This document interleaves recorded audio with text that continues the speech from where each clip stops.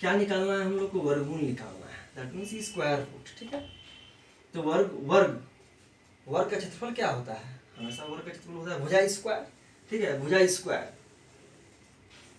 ठीक है, तो जब भी वर्गमूल निकालेंगे हम तो दो की बात हो रही है। ठीक है, तो हम सबसे पहले क्या करेंगे, लास्ट का 2 डिजिट लेंगे। ठीक है, और लास्ट का 2 डिजिट जो है उसका इकाई अंक क्या है, 1 है।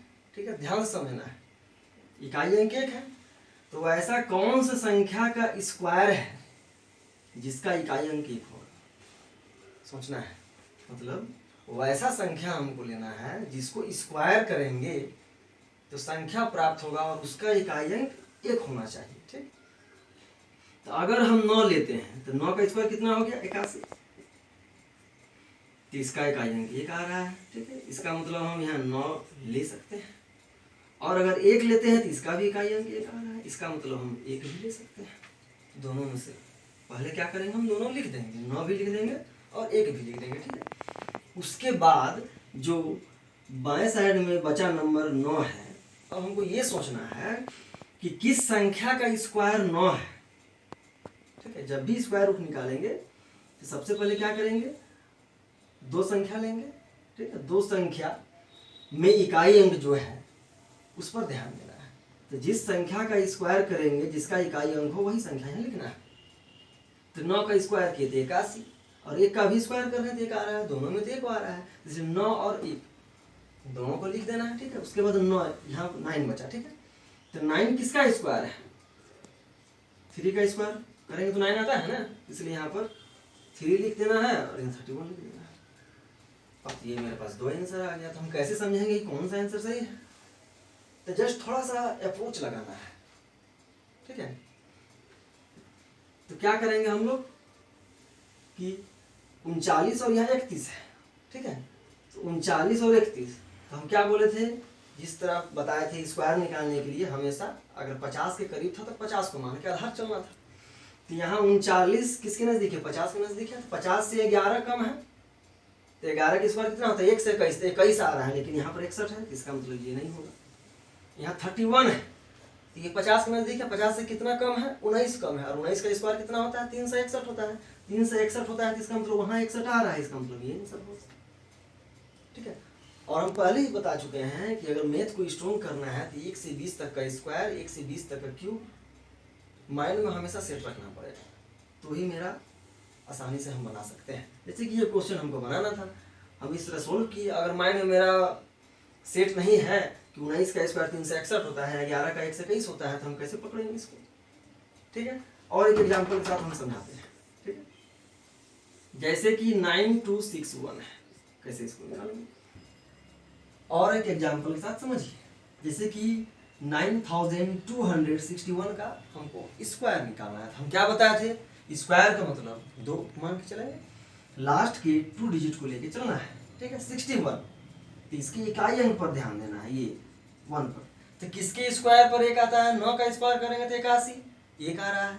1 का स्क्वायर करते हैं तो 1, उसमें भी 1 आ रहा है, तो हम 9 और 1 दोनों को लिख देंगे। अब बचा ये 92। ठीक है, अब बताइए 92 किसके स्क्वायर पर है, किसी का स्क्वायर 92 होता है, नहीं होता है ना। तो हमको क्या लेना है कि वैसा संख्या लेना है जिसका स्क्वायर या तो 92 हो या उससे कम थोड़ा हो सकता है। अगर हम लोग 10 लेते हैं तो 10 ढंग 100, 10 का स्क्वायर कितना 100 होता है ना, तो इससे अधिक हो जा रहा है। 9 लेते हैं तो 9 9 81, इससे कम हो रहा है, इसलिए हम क्या ले लेंगे 9, दोनों जो 9 लिख दिए। ठीक है, अब कैसे समझेंगे कि आंसर क्या होगा मेरा।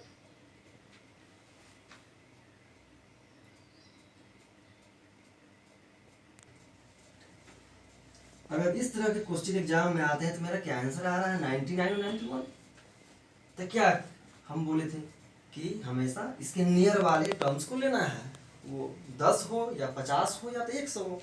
इसके नजदीक क्या है 100 है, और इसके नजदीक भी क्या है 100 है, तो यहाँ 100 से 1 कम है।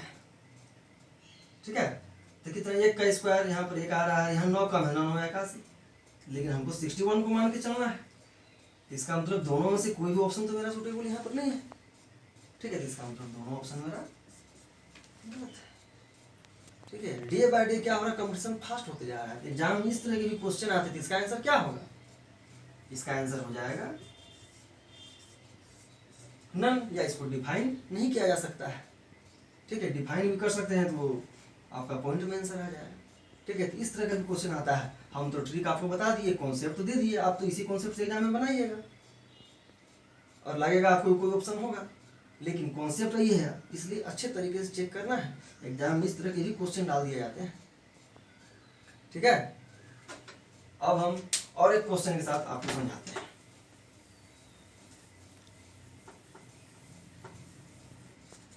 जैसे कि क्वेश्चन 9216 है, इसको कैसे करें?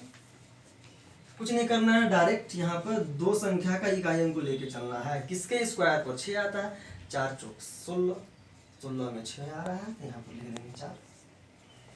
और किसमें 6 आएगा, 6 के 36, 6 का स्क्वायर होता है ना 36, तो 6 भी लिख देंगे। अब ये लास्ट 2 बचा, तो 9 9 81, 9 का स्क्वायर 81 हो रहा है ना, इसके नजदीक है, 10 लेंगे तो अधिक हो जाएगा, इसलिए कम वाला लेना है, तो यहाँ पर भी लिख देंगे 9, यहाँ भी लिख देंगे 9। अब कैसे पढ़ लेंगे कौन सा ऑप्शन सही है, तो हम बताए थे कि इसके नियर वाले ना को आधार मान के चलना है। इसके नियर क्या है, 100 है, 100 से ये 6 कम है, तो 6 का स्क्वायर 36 आ जा रहा है, लेकिन यहाँ पर तो है 16, इसलिए ये 96 है, 100 से कितना कम है, 4 कम है, तो 4 का स्क्वायर 4 चौक 16, ये 16 आ रहा है, इसका मतलब ये मेरा सही है। ठीक है, और एक एग्जाम्पल समझिए।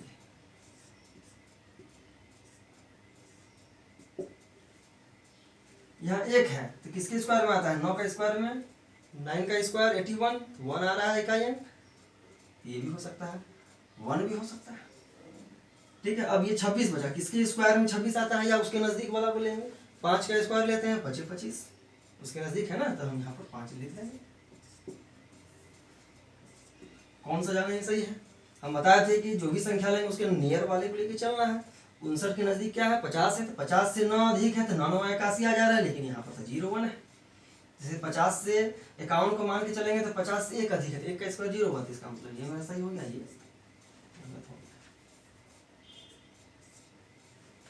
ठीक है, अब हम लोग घनमूल निकालने के लिए सीखेंगे, how to find cube root. ठीक है, जो स्क्वायर रूट निकालने का तरीका था, जस्ट सेम प्रोसेस जो है वो मेरा घनमूल निकालने में है।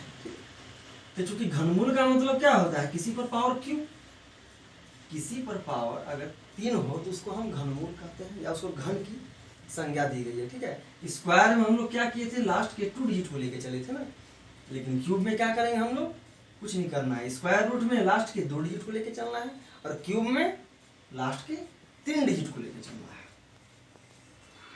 ठीक है, और ये 3 डिजिट जो है इसके इकाई अंक जो 7 है उसको ध्यान में रखना है।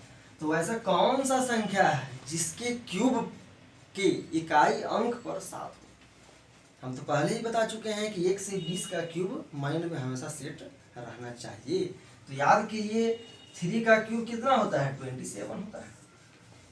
इसका मतलब कि हम क्या बोले, इस संख्या को लेके चलना है। तो वैसा कौन सा संख्या है जिसका क्यूब करेंगे और जो संख्या प्राप्त होगा उसका इकाई अंक इस संख्या के बराबर होते हैं। 3 का क्यूब करते हैं 27 हो रहा है। ठीक है, तो 27 हो रहा है, तो इसका मतलब 7 7 यहाँ पर मैच कर रहा है, इसका मतलब हम यहाँ पर 3 लिख देंगे। ठीक, और लास्ट में बचा ये संख्या 2। तो किस संख्या का क्यूब 2 है या उससे कम है। तो 2 से अधिक अगर लेते हैं तो 2 ले लेंगे तो 8 हो जा रहा है। तो 1 का क्यूब कितना है, 1 है, 2 से कम है ना, इसलिए यहाँ 1 लिख देंगे। ये मेरा आंसर हो गया। और एक एग्जाम्पल समझिए, 3 संख्या लेना है, इकाई अंक 1 है, किसका क्यूब के इकाई अंक में 1 होता है, बताइए किसका होता है। अगर 9 का क्यूब करते हैं तो कितना आ जाएगा, 9 आ जा रहा है, इसका मतलब ये मेरा नहीं होगा। ठीक है, किसका क्यूब करेंगे तो 1 आएगा, सोचना है। ठीक है, तो अगर 1 का क्यूब करते हैं तो 1 आ रहा है। ठीक है, तो 1 हम लिख देंगे। उसके बाद बचा 29। 29 वैसा कौन सा संख्या है जिसका क्यूब 29 हो, 29 हो या इससे कम होना चाहिए। तो 3 को लेकर चलेंगे। 3 का क्यूब कितना होता है, 27 होता है। 29 से कम है ना, इसलिए हम 3 को लेके चलेंगे। मेरा आंसर हो गया 31। ठीक है, कोई दिक्कत? और एक बार हम समझा देते हैं अच्छा से, ठीक है, ध्यान दीजिए। जैसे कि 2197 का क्यूब निकालना है, सबसे पहले हम लास्ट 3 संख्या को लेके चलेंगे।